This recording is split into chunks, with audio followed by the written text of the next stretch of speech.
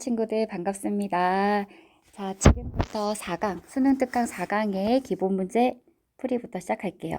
4강 같은 경우는 우리가 수업 시간에 문제 풀이를 안 했기 때문에 제가 기본 문제도 같이 풀이하겠습니다. 자, 우리 수능 특강 45쪽입니다. 1번부터 시작할게요. 자, 1번, 다음 신문 칼럼에서 강조하는 내용으로 가장 적절한 것은, 자, 우리 동물 그 권리 부분 제외하고는 4강에서의 내용은 다 비독이기 때문에 비독으로 한번 풀어보겠습니다. 자, 생명을 다루는 의료인들은 환자나 피험자와 관련된 비밀을 엄숙히 유지해야 할 의무를 가진다. 이에 대한 근거로는 대상의 자율성 존중, 최선의 결과 가져오기가 있다. 우선 한 개인은 자신에 대한 정보에 타인이 접근할 수 있는지를 결정할 권리를 가지는데, 그래서 의사는 환자나 피험자의 허락 없이 제3자에게 이 정보를 넘겨서는 안 된다. 또한 의료인은 예측 가능한 선에서 환자에게 최선의 결과를 가져오는 선택을 해야 되는데, 의사는 환자의 비밀을 유지함으로써 환자의 신뢰를 얻으며 즉각적으로 도움을 줄 수 있다라고 되어 있고요. 문제 한번 선지 보겠습니다. 1번, 의료인은 환자의 개인정보를 동의 없이 공개해서는 안 된다. 가장 적절한 것은 비밀을 유지함으로써. 답은 1번이네요. 너무 쉬운데. 아니, 지금 대한민국의 고등학교 2학년 친구들의 지적 수준을 어떻게 생각하고 이런 문제를 내셨을까요? 한번 쉬어가라고 내셨다 생각하고 한번 나머지 선지도 볼게요. 이 의료 행위에서 환자의 이익이나 고통을 고려하는 것은 옳지 않다. 이게 무슨 말입니까? 의료인은 치료 행위로 발생하는 모든 결과에 대해 책임져야 한다. 모든 결과에 대해 책임을 질 수는 없죠. 환자는 자신의 개인정보에 대한 통제권을 의료인에게 일임해야 된다. 자신의 개인정보에 대한 통제권? 의료진에게 일임? 그러면 그 의료진은 환자의 개인정보를 마음대로 할 수 있다는 건데 이럴 수는 없다. 그죠? 환자의 동의 하에 의료인이 활용할 수 있겠죠. 자, 5번에 환자는 비전문가이므로 의료인은 환자의 의사를 고려할 필요가 없다. 아니죠. 환자가 환자의 동의를 끌어내야 되는 거죠. 답은 1번이었습니다. 자, 2번 갑니다. 2번 다음에 그림의 강연자가 지지할 내용으로 가장 적절한 것은, 자, 이 문제도 비독이지만 내용이 보니까 배아, 냉동 배아, 배아 복제 뭐 이런 내용인가 봅니다. 자, 불임 클리닉에 불이 난 상황에서 5살 여자아이를 구할지 냉동 배아 20개를 구할지 선택해야 한다고 가정해 봅시다. 아니, 이게 무슨 말인가요? 5살 여자아이를 구해야죠. 그죠? 네, 읽어볼게요. 이때 여자아이를 구하는 행위를 선택하는 것은 잘못이라고 할 수 없습니다. 하지만 우리는 배아를 마음대로 처분할 수 있는 사물로 보아서도 안 됩니다. 이게 포인트네요. 배아를 마음대로 처분할 수 있는 사물로 보아서도 안 됩니다. 배아는 연구 대상으로 삼을 수 있지만 곧 인간의 생명으로 자라날 잠재적 대상이므로 도덕적으로 존중받아야 합니다. 해서 자, 선지 볼게요. 1번, 배아보다 인간 생명을 중시하는 것은 옳지 않다. 무슨 말이야? 배아가 더 중요하다는 말인지 아니면 동등하다는 말인지 모르겠지만 인간 생명이 더 중요하죠. 2번, 배아를 물건처럼 함부로 처리하는 것은 잘못이다. 답은 2번이네요. 물건처럼 마음대로 처분할 수 있는 사물로 보아서는 안 됩니다. 자, 지금 우리가 이거는 옳고 그름의 내용을 떠나서 제시문에 있는 강연자의 내용을 바탕으로 문제를 풀어야 되니까 거기 기반해서 푸시면 됩니다. 3번, 배아는 인간과 달리 도덕적 존중의 대상이 아니다. 아니죠. 도덕적 존중의 대상이다. 도덕적으로 존중받아야 합니다. 4번, 배아는 잠재적 인간으로 연구 대상으로 삼아서는 안 된다. 연구 대상으로 삼을 수 있지만 이라고 했거든요. 5번, 배아와 인간의 생명을 차별하는 모든 행위는 비도덕적이다. 그런 말을 한 적이 없다라고 했습니다. 왜냐하면 이때 여자아이를 구하는 행위를 선택하는 걸 잘못이라고 할 수 없다고 했거든요. 그쵸? 자, 2번이 답이고요. 3번 가겠습니다. 3번의 기억에 들어갈 내용으로 적절한 것만을 보기에서 고른 것은, 자, 기술의 발달로 복제를 원하는 사람의 의도에 따라 인간 개체를 복제할 수 있는 세상이 되었다. 기술적으로 개체 복제 기술이 나왔다는 거죠. 하지만 한 사람의 체세포로부터의 인간 복제는 인간의 상호 의존성이 파괴되는 것이다. 자, 지금 개체 복제에 대해서 반대하는 입장이네요. 개체 복제에 반대하고 있어. 그러면서 체세포와 난자를 제공한 사람과 복제 인간을 부자관계로 보아야 할 것인지 형제자매로 보아야 할 것인지도 불분명하다.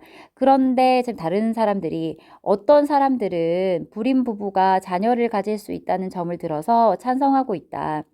나는 이들이 어떤 점을 간과하고 있다고 본다. 자, 간과라는 내용이 여기 지금 어미에 오면 여기 들어갈 내용은 누구의 주장인가요? 지금 나의 주장이 들어가야 돼요. 내가 주장하고자 하는 그 부분을 지금 이 어떤 사람들, 개체복제에 찬성하는 사람들이 간과하고 있다, 놓치고 있다라는 거네요. 찾아보겠습니다. 기억, 인간 개체복제는 자연스러운 출산 과정에 위배된다는 것을 간과하고 있다고 본다. 기억 맞네요.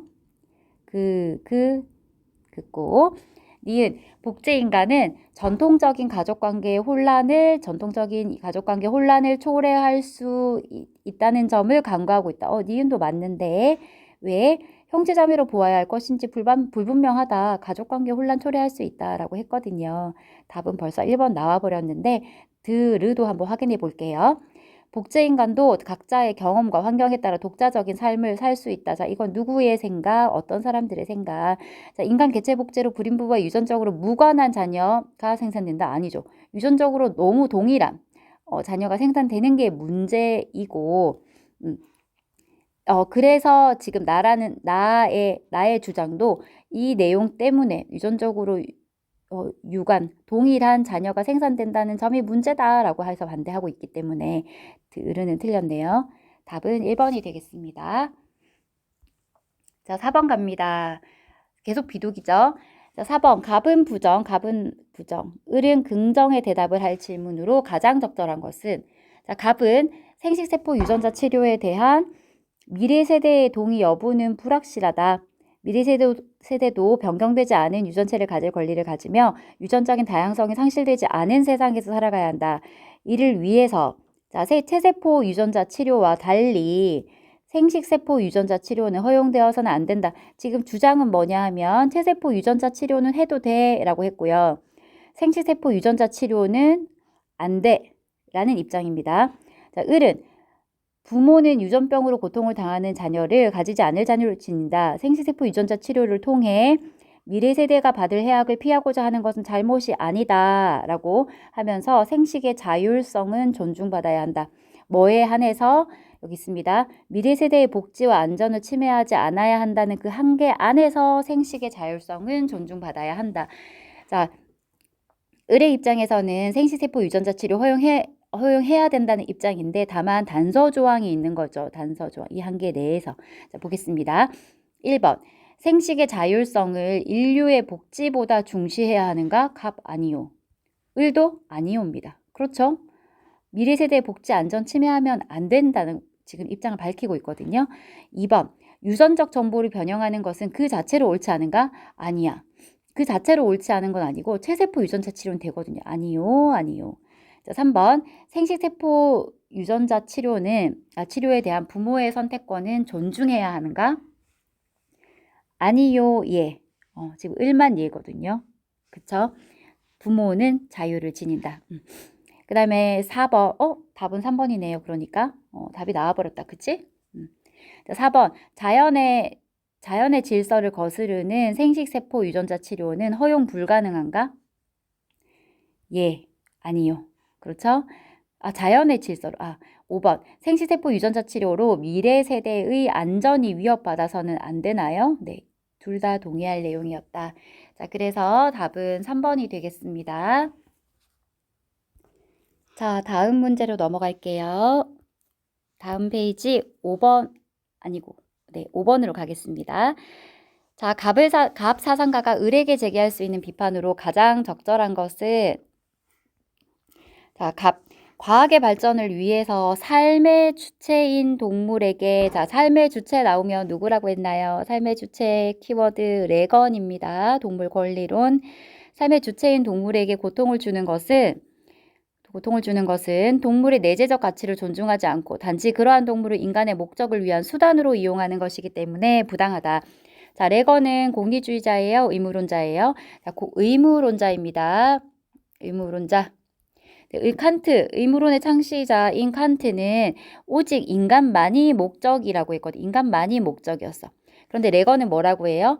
삶의 주체로서의 속성을 가지고 있는 동물도 일부 동물이죠. 모든 동물은 아니고 일부 동물도 목적적 존재다. 왜? 그 자체 내재적 가치를 가지고 있기 때문에 라고 했습니다. 자, 을 보시면 을에는 그럼 인간중심주의자, 동물의 권리를 인정하지 않는 사람의 내용이 나오겠다. 그죠? 자, 권리를 지니는 존재만이 과학실험에 침해적으로 이용당하지 않을 정도로 충분한 도덕적 지위를 지닌다. 동물은 논리적으로 생각할 수 없고 도덕적 주장에 응답할 수 없다. 그래서 우리는 그들이 침해적 이용으로부터 보호받아야 한다고 도덕적으로 말할 수 없다. 동물은 도덕적 지위를 지니지 않는다 하고 있습니다. 1번. 의무론의 관점에서 동물의 권리를 고려해야 함을 간과한다. 네, 답은 1번이네요. 그죠?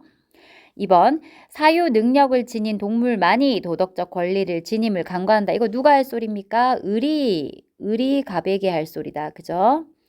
3번. 공리의 원리에 따라 인간은 동물을 해방해야 함을 간과한다. 이거는 싱어가 할 이야기네요. 4번. 인간과 동물은 항상 동일하게 이익을 가져야 함을 간과한다. 항상 동일하게 이익을 가져야 한다. 이런 주장을 하진 않습니다. 5번. 동물은 인간을 위한 수단으로서의 충분한 가치를 가짐을 강구하고 있다. 수단이 아니다. 삶의 주체인 동물은 그 자체의 내재적 가치를 가지기 때문에 인간의 목적을 위한 수단으로 이용하는 것이 부당하다라고 하고 있거든요. 답은 1번이었습니다. 자, 6번 갑니다. 다음을 주장한 사상가의 입장으로 가장 적절한 것은 자, 어떤 특징으로 인간과 다른 동물에 대한 차별을 정당화할 수 있을까? 자, 이거 우리 지금 원문 내용 공부할 때 앞에 본문에서 다 나왔던 자료 플러스의 내용입니다. 자, 이성 능력인가요? 아니요. 담화라는 것은 대화, 그러니까 언어 능력인가요? 하지만 완전히 성장한 말이나 개는 갓난아기에 비해 합리적이고 우리와 의사소통도 원활하게 이루어지는데 설령 그들의 능력이 고통과 다르더라도 무슨 문제가 있겠는가? 자, 중요한 것은 문제는 그들이 고통을 느낄 수 있는가 하는 것이다. 가장 중요한 것은 뭐다? 고통을 느낄 수 있는가? 자, 벤담입니다. 벤담. 벤담의 사상을 누가 이었어요? 싱어가 이었어요. 싱어는 이 고통을 느낄 수 있는가를 뭐라고 표현해? 쾌고 감수 능력이 있는가라고 더 이제 세부화, 구체화 시켰다는 거죠. 자, 그럼 이제 공리주의자인 벤담의 관점에서 1번. 도덕적 행위 능력은 도덕적 존중을 위한 필요 충분 조건이다. 도덕적 행위 능력이 있어야 도덕적 존중을 해줄 수 있느냐 이게 아니고 고통을 느낄 수 있는가라고 했거든요. 틀렸죠? 2번. 쾌고 감수 능력을 지닌 쾌고 감수 능력, 자, 고통을 느낄 수 있는가 하는 능력, 쾌락과 고통을 느낄 수 있는 능력을 지닌 모든 존재는 도덕적 고려 대상이다. 맞습니다. 답이 2번이네요. 고통을 느낄 수 있다면 그 대상은 그들의 능력이 생각과 다르더라도 아무 문제가 없다. 도덕적으로 고려해줘야 돼 라고 하는 게 벤담의 생각입니다. 3번. 동물의 이익에 대한 고려는 사회적 유용성을 증진하지 못한다. 아니죠. 동물의 고통도 악이기 때문에 사회적 유용성을 계산하는 데 있어서 들어간다는 거죠. 사회적 유용성을 증진한다. 도움된다. 4번. 인간을 비롯해 생명을 지닌 모든 존재는 실험 대상이 될 수 없다. 아니죠. 네. 고통을 느낄 수 있는 그 모든 존재라고 해야 됩니다. 식물은 고통을 느낄 수 있다고 보지 않거든요. 식물도 생명이 있는데 4번은 틀렸습니다. 5번. 동물 실험의 정당성은 실험 결과가 아니라 실험 동기에 의해 결정된다. 자, 공리주의자인 벤담은 모든 행위의 동기가 아니라 결과를 가지고 결과적 유용성을 가지고 행위의 옳고 그름을 판단한다. 그래서 이것도 틀렸다. 답은 몇 번이에요? 네, 답은 2번이 되겠습니다. 자, 이제 7번으로 가겠습니다. 7번. 이것도 지금 우리 수업 시간에 자료 플러스에서 봤던 내용이에요.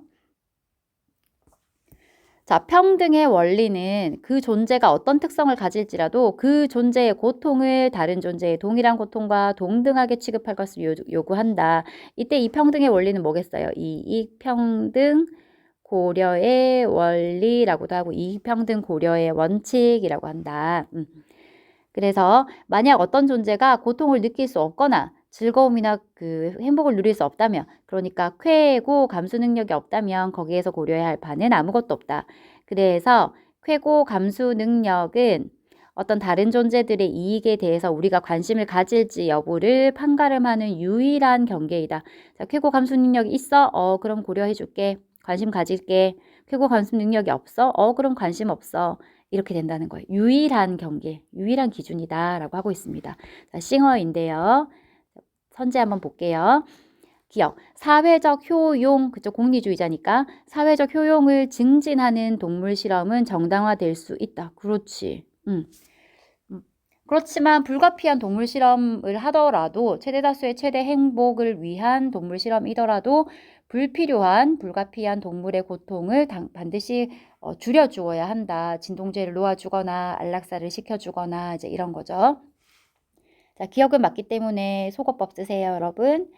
자, 니은 이성 능력이 없는 동물을 도덕적으로 고려할 필요는 없다. 이성 능력이 동물을 도덕적으로 고려할 것인가를 결정짓는 기준이 아니죠. 그렇죠, 여러분? 아니고 뭐다? 쾌고 감수 능력이 있는가 하는 것이 유일한 기준이기 때문에 니은은 틀렸습니다. 자, 니은 소거하고 나면 답이 나와버렸어. 2번이네요. 답이 나와버렸네. 그럼 리을이 답인데 볼게요. 일부 동물은 도덕적 행위 능력과 무관하게 도덕적으로 존중받을 수 있다. 어떤 일부 동물이겠어요? 앞에 지금 생략되어 있는데 쾌고 감수 능력이 있는 쾌고 감수 능력을 지닌 일부 동물은 도덕적 행위 능력과 무관하게 도덕적으로 존중받을 수 있다. 도덕적으로 행위할 수 있느냐가 지금 도덕적 권리를 가지느냐의 기준이 아니기 때문에 그렇죠. 리을도 맞다. 디귿 틀렸는데 볼게요. 동물학대의 부당성은 인간의 자기 의무에 대한 위배에서 찾아야 된다. 이거 누굽니까? 칸트네요. 칸트. 답은 2번이 되겠습니다. 자, 잘 따라오고 계시죠? 자, 8번 갑니다. 8번 다음을 주장한 사상가의 입장만을 보기에서 있는 대로 고른 것은. 자, 지금 우리 문제 풀고 있는데 여기서 지금 어떤 사상가인가를 먼저 확인하고 그 사상가에 따른 그 이론을 주장을 여러분들이 키워드를 잡아서 공부를 하셨을 거예요. 이제 그거 가지고 이제 OX 체크하시는 겁니다. 동물이 고통을 느끼지 않도록 민첩하게 도살하는 것이나 동물의 능력 이상으로 무리하지 않게 시키는 노역, 일을 시킬 때 동물 능력 이상으로 시키지 말라는 거죠. 그런 것들은 다 인간의 권한에 속하는 것이다. 맞죠? 인간이 다 시키는 거죠. 우리가 상위에 있는 그런 어떤 포식자로서. 하지만 순전히 사변이라는 건 생각이에요. 내 머릿속 어떤 생각, 뭐 그런 것들을 위한 고문적인 생체 실험은 나의 어떤 그런 사고적인 재미, 이런 것들을 위한 고문적인 생체 실험은 만약 이런 것 없이도 목적이 달성될 수 있다면 삼가해야 한다. 왜냐하면 동물의 고통에 대한 공감이 인간 안에서 둔화되고 그로써 타인과의 관계에서 도덕성에 매우 이로운 자연 소질이 약화돼서 점차 사라질 수 있기 때문이다. 그러니까 인간 안에 있는 도덕성, 공감 이런 것들이 약화되고 결국은 동료 인간에게도 악영향을 끼칠 것이다. 자, 기억 칸트. 그래서 칸트인데요. 칸트 인간 중심주의자. 동식물은 그 자체로 목적으로 존중받아야 한다? 아니죠. 동식물은 수단이에요. 칸트에게 있어서 자, 목적적 존재는 목적이 될 수 있는 존재, 대상은 누구만 가능해? 인간만이 가능하다 했습니다. 자, 기억 소거하고 나시면 딱 2개가 남는데 그럼 정답은 니은이 결정짓네요. 니은 선지가 맞으면 답은 무조건 5번이다. 그죠? 자, 니은. 도덕적 지위는 이성의 유무에 따라 부여될 수 있다. 그렇죠. 칸트는 인간 중심 존재로서 자의식을 가지고 있느냐. 이성의 유무에 따라 부여될 수 있다고 봤습니다. 답은 그럼 5번으로 나와버렸지만 드르도 확인하겠습니다. 인간에게는 동물을 보호해야 할 직접적인 의무가 없다. 그렇지. 동물을 보호해야 할 직접적인 의무 없지. 간접적인 의미만 가진다. 동물에 관련해서 그쵸? 나 자신에 대한 의무, 동료 인간에 대한 의무를 저버리는 거죠. 자, 리을. 인간은 동물에게 의도적으로 불필요한 고통을 야기하는 행위를 삼가해야 돼. 왜? 여기 나와 있죠. 동물에 대한 고통에 대한 공감이 여차저차 해서 답은 느드르 해서 5번이 되겠습니다. 자, 지금 영상이 19분 지나가고 있는데요. 실전 문제는 끊어서 다시 올려드리도록 할게요. 네, 수고하셨습니다.